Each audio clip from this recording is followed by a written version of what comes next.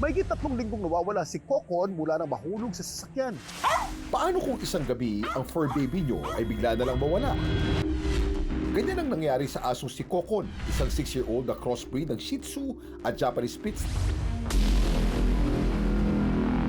Nasyak ako biglang mapansin ko yung bintana pala nung namin nakababa. Tapos wala siya. Kaya ang pamilya ni Arnel ginawa ang lahat para mahanap si Kokon. Hindi iniisip ko kasi kung nakakain siya ng maayos. Yung tulugan niya.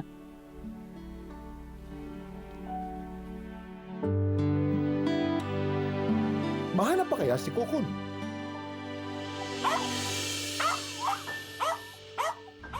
Kaya may aso kayo? Namatay na po. Namatay na. Ano pong pangalan ng aso niyong namatay? Si Coco. Coco? Ano pong gusto niyo sabihin po kay Coco ngayon? Sana masaya na lang siya doon sa pinuntahan niya. Doon sa Rainbow Bridge. Tulad ng ibang fur parent, ganito rin pahalagahan ni Arnel si Kokon. Parte na lang ang pamilya namin yung mga aso namin. Halos palagi siyang yung hihiga sa hita ko. Tapos gusto niya yung hawakan yung kamay ko. Tapos nagpapakamot sa tiyan. Hanggang sa isang gabi, si Kokon ay biglang nawala. Nilagay ko siya sa cage. Sabi ko para hindi siya makalabas kasi alam ko talagang hyper siya eh. Napansin ko nung ibababa na namin sila,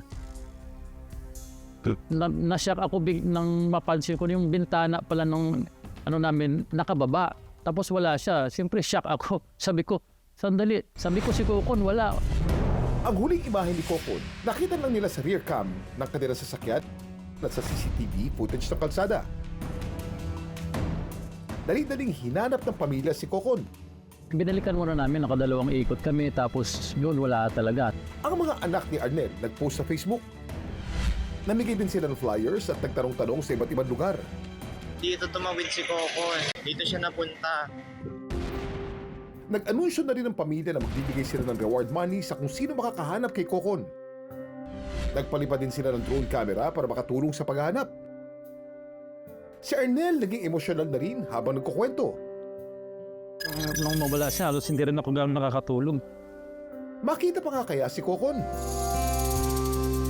Ayon sa eksperto, kapag ang isang pet dog ay biglang nawalay sa kanyang pamilya, posible makapag-survive ito sa labas ng ilang araw o kahit ilang linggo. Pagka nawala sila sa labas, ang nangyayari, naghahanap sila ng mga pagkain, tubig, saka shelter din. Katulad ng mga strays. Sa ika-12 araw ng kanilang paghahanap, may nakapagbigay ng impormasyon sa pamilya na si Kokon ay namataan daw sa paligid ng Philippine Arena. At dito na nga nila nakitang muli si Kokon. Pero sa halip na lumapit, nagtatakbo raw papalayo si Kokon. Tila hindi raw sila nakilala. Yung nakita na nila, muntik na daw nila mahuli. Tapos nung pumunta na ako doon, malayo, nakikita ko siya malayo, tinatawag ko, ayaw. Hindi na ulit nila nakita si Kokon matapos ng gabing yun.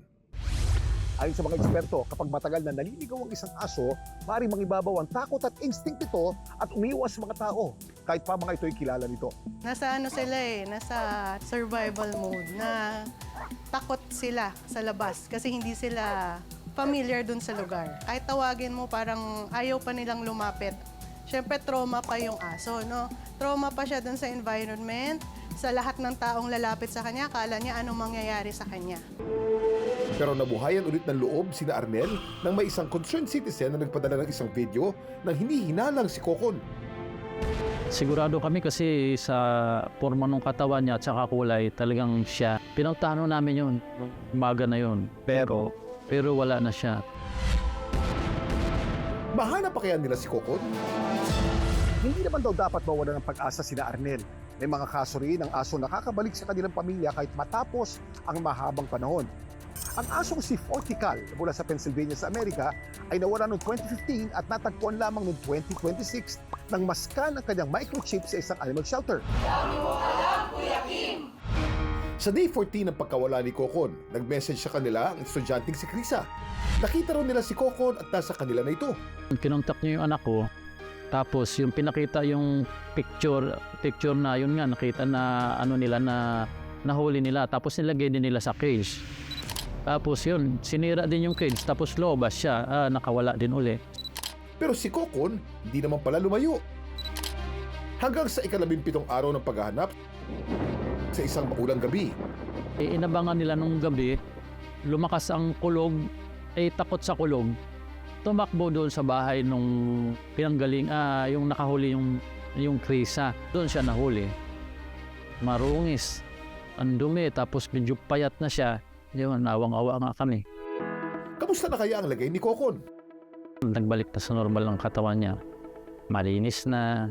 Medyo konting ano na lang.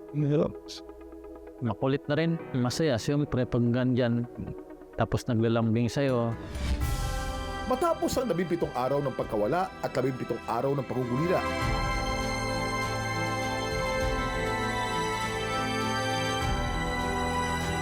sa wakas, si Kokon reunited na sa piling ng fur parents niya na hindi talaga sumuko, mahanap lang siya.